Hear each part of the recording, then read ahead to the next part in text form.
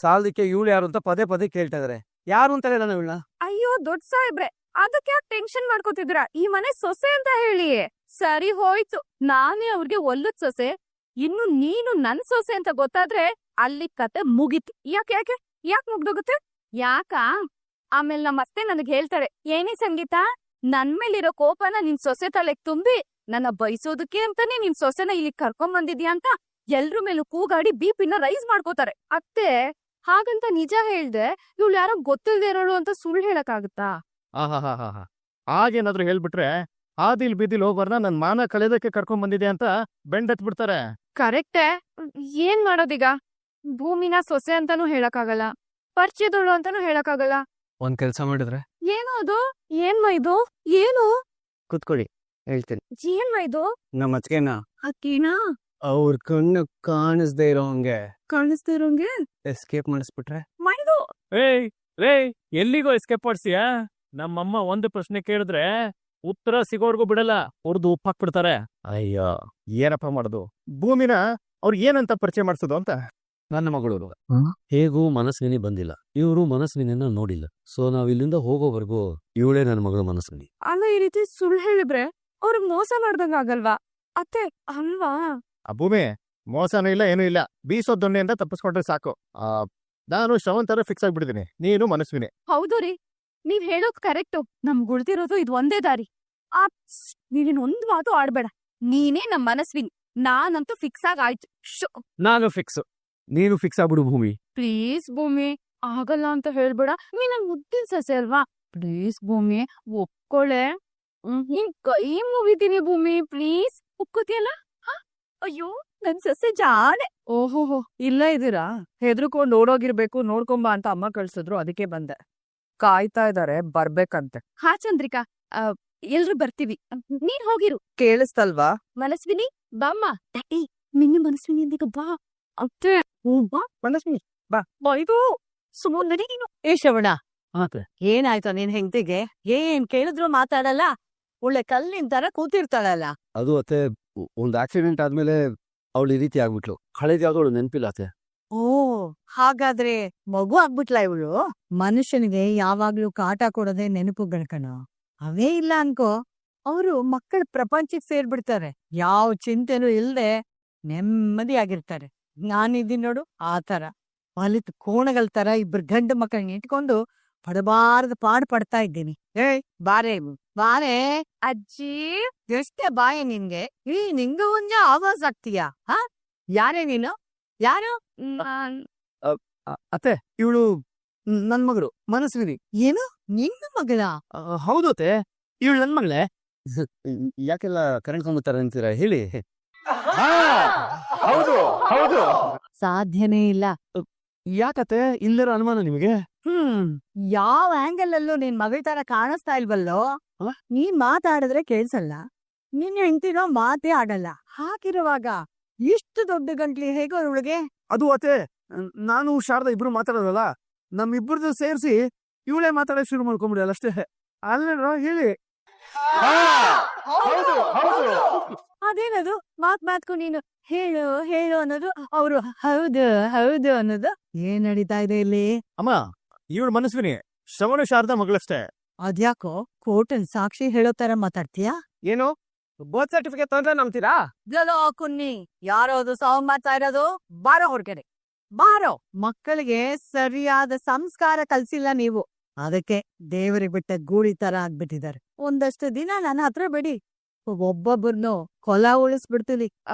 ಅಜ್ಜಿ, ಏನ್ ಧ್ವನಿ ನಿಮ್ದು? ಹಾ, ಕತ್ತೆ ಅರಿಸ್ಕೊಂಡಂಗಿದ್ಯಾ? ಚಚ ಇಲ್ಲಪ್ಪ, ಹೋಗ್ಲೆ ಹೋಗ್ಲೆ ಹಾಡ್ದಂಗಿದೆ. ಅಜ್ಜಿ ತಲೆ ತುಂಬಾ ಹೂವು, ಆನೆ ತುಂಬಾ ಕುಂಕುಮ, ಕೊರುಳು ತುಂಬಾ ಒಡವೆ, ಅಬ್ಬಬ್ಬಬ್ಬ ನಡ್ದಾಡೋ ಮಹಾಲಕ್ಷ್ಮಿ ತರ ಕಾಣಿಸ್ತೀರಾ. ಹೌದಾ? ಊರವ್ರ ಹಾಗೆ ಅಂತಾರೆ ನನ್ನ. ಕರೆಕ್ಟ್ ಆಗಿದ್ದಾರೆ. ಇದೇ ಖುಷಿ ನಂಗೆ ಆಶೀರ್ವಾದ ಮಾಡ್ಬಿಡಿ. ಒಳ್ಳೇದಾಗಮ್ಮ, ಒಳ್ಳೇದಾಗ್ಲಿ. ಅಜ್ಜಿ, ಈ ಕುನ್ನಿಗೂ ಆಶೀರ್ವಾದ ಮಾಡಿ.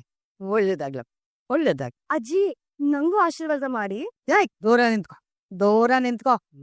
ಯಾಕಜ್ಜಿ? ಯಾಕೋ ವೈಟ್ ಸೆಟ್ ಆಗ್ತಾ ಇಲ್ಲ. ಏನು?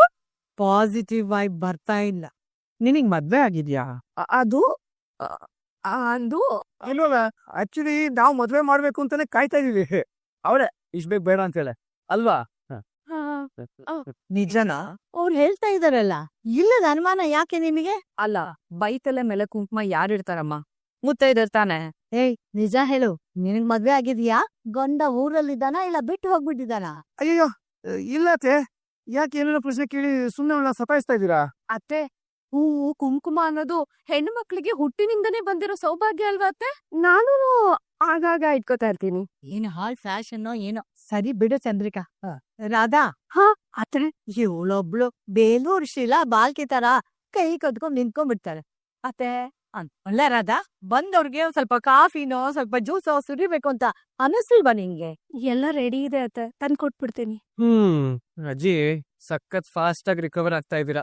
BP ಎಲ್ಲ ನಾರ್ಮಲ್ ಆಗೇ ಇದೆ ನಿಮ್ದು. ಅಜ್ಜಿ, ಈಗ ನೀವು ಯಾವ ಡಾಕ್ಟರ್ ಹತ್ರ ಟ್ರೀಟ್ಮೆಂಟ್ ತಗೋತಾ ಇದ್ದೀರಾ? ಅದ್ರದ್ದೇನಾದ್ರು ಪ್ರಿಸ್ಕ್ರಿಪ್ಷನ್ ಏನಾದ್ರು ಇದೆಯಾ? ಆ ಪ್ರಿಸ್ಕ್ರಿಪ್ಷನ್ ಏನಾದ್ರು ಇದ್ರೆ ನಂಗೆ ಒಂದ್ಸತಿ ಕೊಡಿ, ನಾನು ಚೆಕ್ ಮಾಡಿ ನೋಡ್ತೀನಿ ಏನ್ ಬರ್ದಿದ್ದಾರೆ ಅಂತ. ಅಯ್ಯೋ, ಡಾಕ್ಟರ್ ಅಂದ್ರೇನೆ ಬರಲ್ಲ ಅಂತಾರೆ ಅವರು. ಅದಕ್ಕೆ ನಾಟಿ ಔಷಧಿ ಕೊಡಿಸ್ತಾ ಇದೀವಿ.